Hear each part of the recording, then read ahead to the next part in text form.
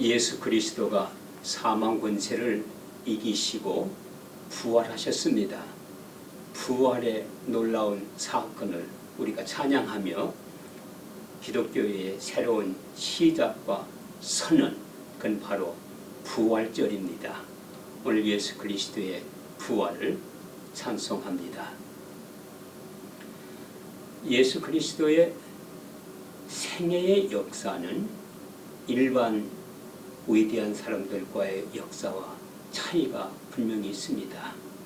일반적으로 보통 이야기하기를 사람들이 위대한 성자 또 지도자, 역사적으로 이름을 남겼던 사람들이 남겼던 업적과 예수님의 업적을 비교하는 경우가 있습니다. 그러나 분명한 차이에 관해서 오늘은 부활이라고 하는 관점에서 이야기를 먼저 시작하도록 하겠습니다. 미국의 유명한 마틴 루터 킹 하면은 그분의 탄생이 있고 그분이 미국에서 흑인들의 권리와 인권을 위해서 투쟁했던 삶의 역사가 있습니다. 그리고 그분의 위대한 연설, 또 그분의 설교, 그분의 글들이 있습니다. 그리고 그러한 기록들은 미국 역사의 새로운 흑인과 백인의 갈등을 극복하는 자료로 해석되어지고 이용되며 활용되고 있습니다. 그리고 그분의 마지막 죽음이 있습니다. 그분의 죽음을 통해서 미국의 새로운 역사, 곧 흑백의 역사가 바뀌어지게 되면서 흑백의 역사의 차이를 극복하는 놀라운 죽음이었다. 그렇게 말하고 있습니다. 여기 예수 그리스도의 생애를 설명한다면 어떤 차이가 있겠습니까? 예수님도 탄생이 있었습니다. 그리고 그분의 위대한 업적이 있습니다. 목회를 통해서 유대교와 다른 모세의 율법을 재해석하는 위대한 일을 시작했습니다. 또 사람들은 이야기하기를 예수 그리스도의 윤리에 대해서 이야기할 때에 위대한 도덕 스승과 같이 설명하는 것도 하는 방법도 있을 것입니다. 마지막 예수님께서는 십자가에서 처형돼서 죽으십니다. 이 땅에서 여러 가지 다양한 목적으로 위대한 사람들이 순교를 하고 죽는 경우는 많습니다. 죽음으로 인생이 끝이 나지요. 그래서 인생은 탄생과 삶과 죽음이 있습니다. 그런데 예수님은 여기에 한 가지 더하는 것이 있습니다. 죽음 이후에 부활이 있었다는 것입니다.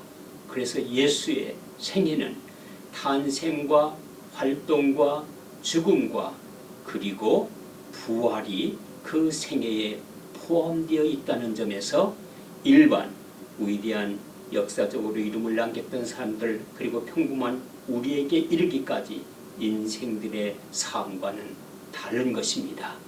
예수 그리스도는 부활하시고 그 부활의 사건이 그 삶의 전 여정 속에 포함되어 있다고 하는 것입니다.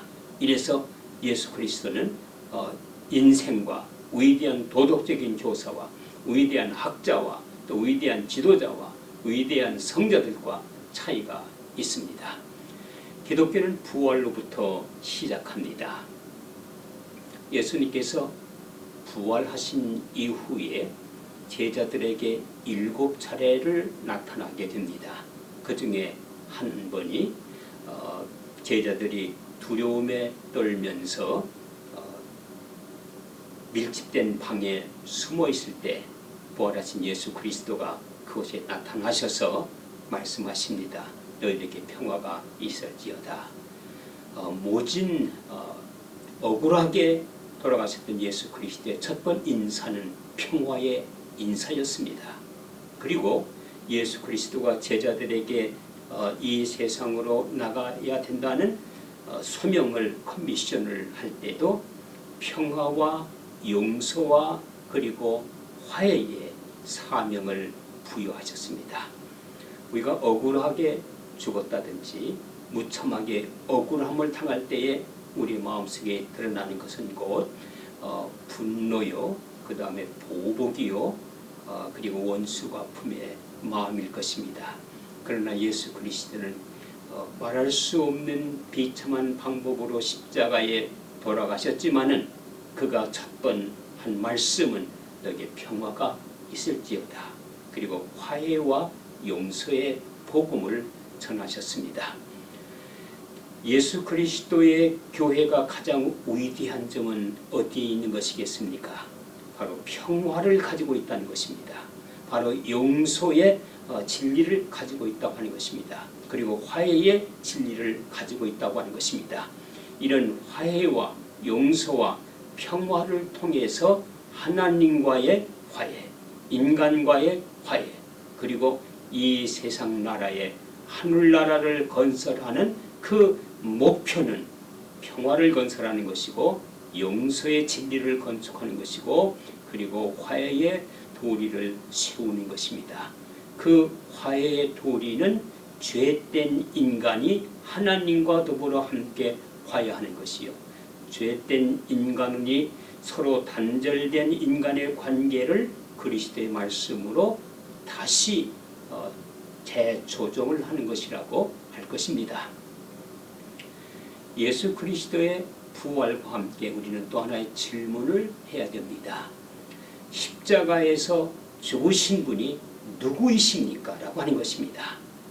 그 십자가에서 모질게 비참한 방법으로 죽으신 그분이 바로 예수 그리스도 하나님의 아들이라고 하는 것입니다.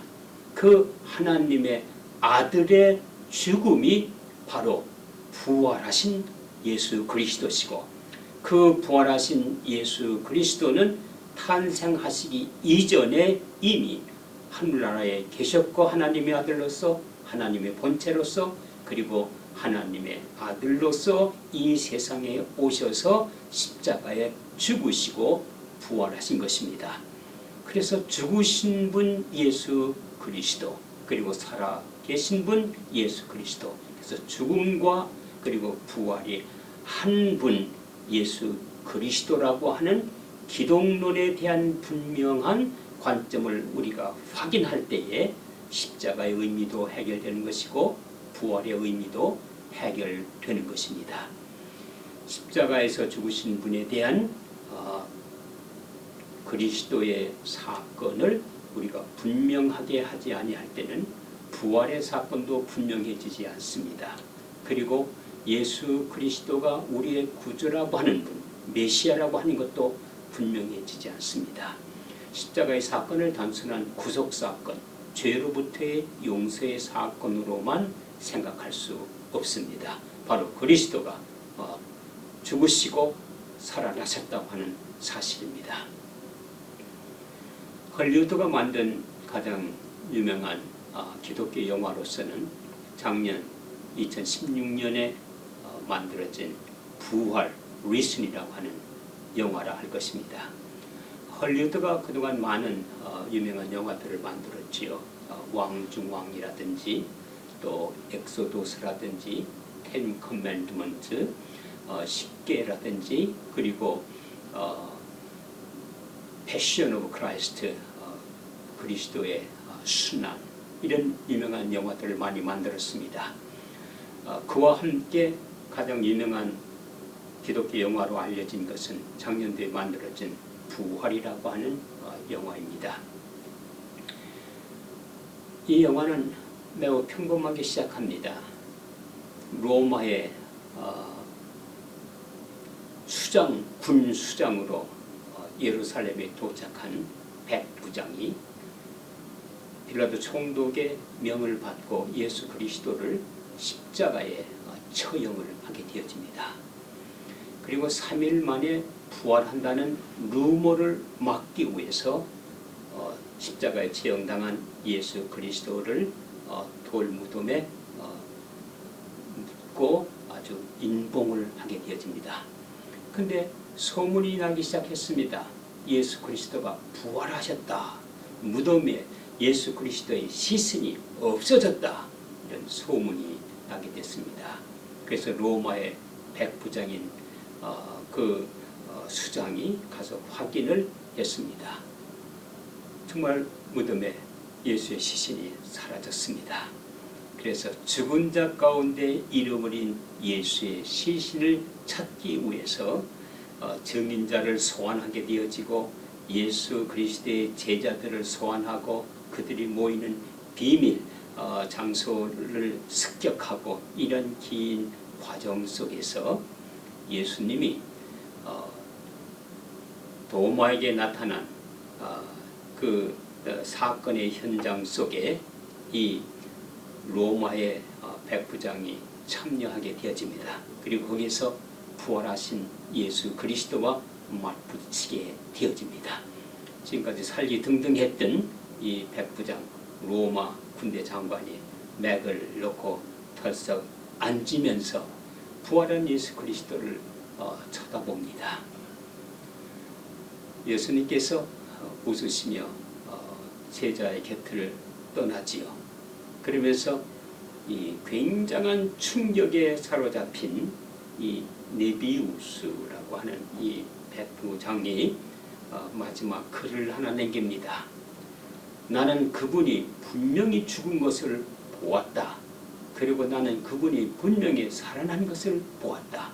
이제 나를 찾지 말라 하면서 제자들과 함께 갈릴리로 떠나는 이야기가 계속되어집니다.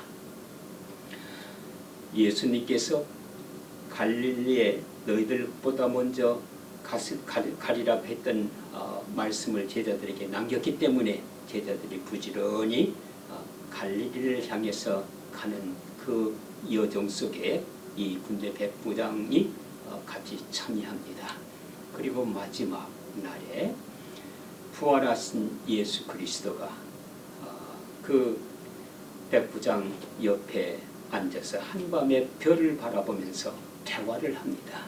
주님께서 말씀하시기를 내가 왜 그렇게도 혼란스러우냐. 백부장이 대답을 합니다. 영생이 무엇입니까? 예수님께서 아버지를 믿는 것이다. 아버지를 아는 것이다. 그렇게 말씀을 하십니다. 아버지를 어떻게 알지요? 믿는 것이다.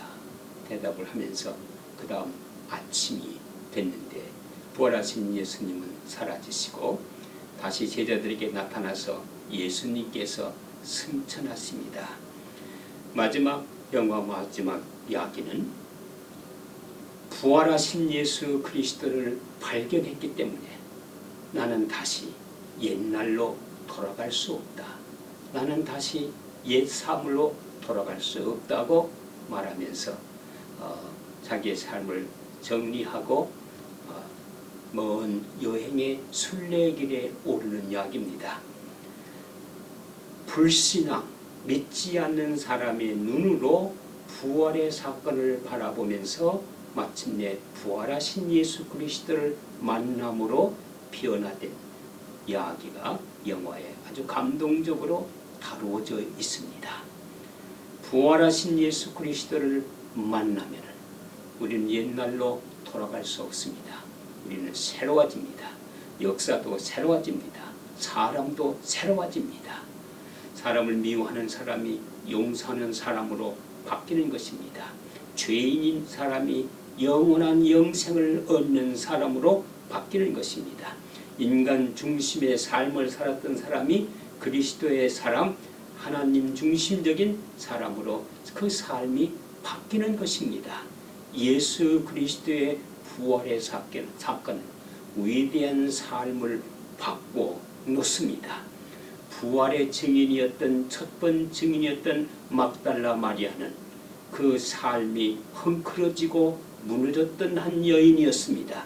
그가 바로 예수 그리스도를 만난 이후에 그 삶이 바뀌어집니다. 부활하신 그리스도의 첫 번 증인자가 되어집니다. 오늘 우리는 부활절을 찬양하며 부활하신 예수 그리스도를 찬양합니다. 부활하신 예수 그리스도를 만난 사람, 그리고 부활의 사건을 소유하고 있는 교회는 이 역사를 향해서 이 세대를 향해서 하나의 위대한 미션, 소명을 갖습니다. 이 세상은 그리스도를 통해서 변화되어지고 새로워질 수 있다고 하는 이 놀라운 증거를 선포해야 되는 하나의 사명을 가지게 되어진 것입니다. 오늘 우리는 예수 그리스도의 부활을 찬양하며 부활이 가져오는 새로운 소망과 새 삶과 새 역사의 시작을 우리는 출발해야 될 것입니다.